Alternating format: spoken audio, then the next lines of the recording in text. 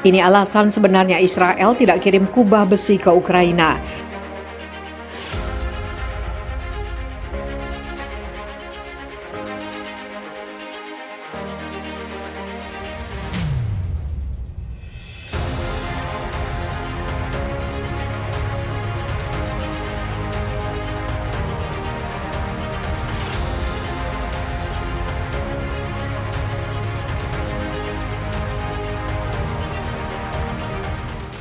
Seorang menteri kabinet rezim Zionis Israel mengungkapkan alasan kebenarannya mengapa Tel Aviv tidak mengirim kubah besi ke Ukraina. Itu karena ketidakmampuan sistem anti-rudal ini menghadapi rudal-rudal modern Rusia. Kanal 7 televisi Israel melaporkan Menteri Perumahan rezim Zionis Zev Elkin menanggapi permintaan berulang tokoh politik Zionis pendukung Ukraina untuk mempersenjatai angkatan bersenjata negara itu dengan kubah besi. Menteri Perumahan rezim Zionis Israel menyampaikan alasan sebenarnya mengapa pemerintah Tel Aviv tidak mengirim kubah besi ke Ukraina. Alasan tidak dilakukannya pengiriman kubah besi ke Kiev adalah karena sistem anti-rudal itu tidak berguna bagi pasukan Ukraina. Zev Elkin menambahkan sistem anti-rudal tidak akan pernah berguna selama masih ada rudal modern seperti rudal yang digunakan pasukan Rusia dalam serangan ke Ukraina. Kubah besi hanya bisa digunakan untuk menangkis rudal sederhana dan dalam ini punya kemampuan yang tidak dimiliki sistem pertahanan konvensional.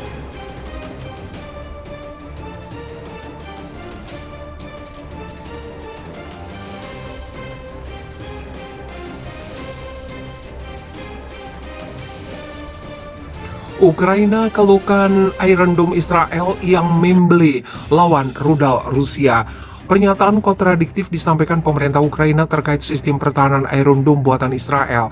Jika sebelumnya Ukraina mengagung-agungkan dan mengemis untuk mendapatkan Iron Dome, kini hal berbeda disampaikan Menteri Pertahanan Ukraina, Oleksiy Reznikov.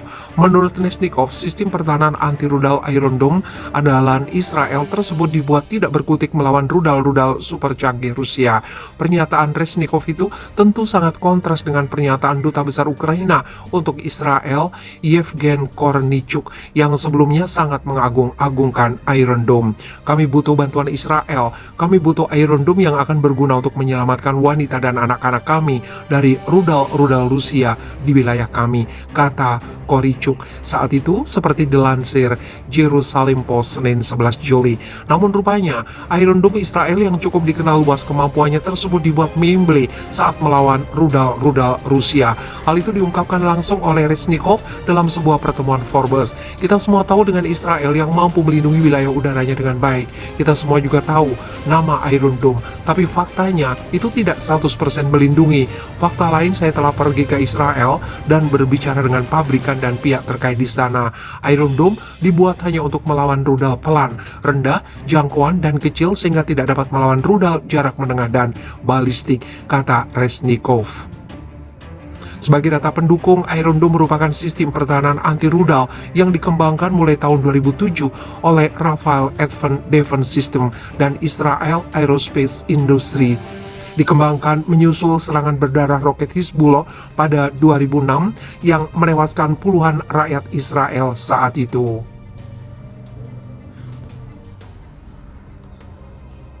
Kini sistem pertahanan anti-rudal itu juga menjadi andalan Israel untuk mencegat dan menghancurkan roket kiriman Hamas. Israel sendiri mengembangkan sistem pertahanan anti-rudal dengan bantuan Amerika Serikat yang telah mengucurkan bantuan dana sebesar 2,8 triliun rupiah.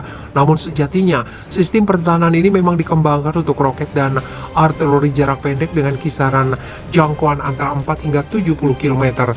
Hal ini yang membuat sistem pertahanan anti-rudal Iron Dome itu kesulitan menghadapi rudal-rudal buatan Rusia yang tentu lebih canggih.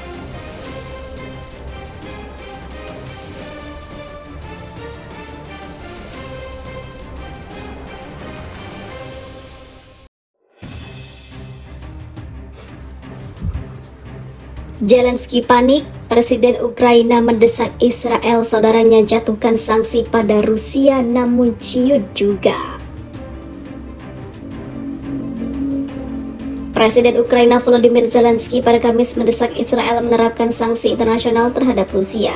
Dalam sebuah cuitannya di Twitter setelah menelpon Perdana Menteri Israel Yair Lapid, Zelensky mengatakan dia mengandalkan aksesi Israel terhadap sanksi terhadap Rusia dan pemberian bantuan praktis ke Ukraina dalam melawan agresi Federasi Rusia. Ini adalah percakapan pertama mereka sejak Lapid menjadi Perdana Menteri Israel Juli ini. Israel sejauh ini menahan diri untuk tidak menjatuhi sanksi terhadap Moskow, karena juga hubungan keduanya mulai panas antara Rusia dan Israel. Seperti dilansir dari kantor berita Anadolu, kantor Lapid mengatakan mereka membahas situasi terbaru di Ukraina. Perdana Menteri Israel juga menyampaikan belasungkawa bagi mereka yang tewas dan terluka dalam perang dan menyerukan untuk mencapai solusi diplomatik untuk mengakhiri pertempuran. Lapid mengatakan warga Israel untuk tidak melakukan ziarah tahunan Yahudi ke Uman, sebuah kota di tengah Ukraina, dengan alasan potensi bahaya yang mengancam jiwa. Dalam sebuah postingan di Twitter, Lapid mengaku telah memberi selamat kepada Zelensky pada peringatan Hari Kemerdekaan. Israel dan Ukraina memiliki hubungan yang lama. Kami berharap perang segera berakhir dan warga Ukraina bisa hidup dalam sejahtera, jelas dia. Namun hingga saat ini Israel masih belum berani menjatuhkan sanksi kepada Rusia. Mengapa demikian?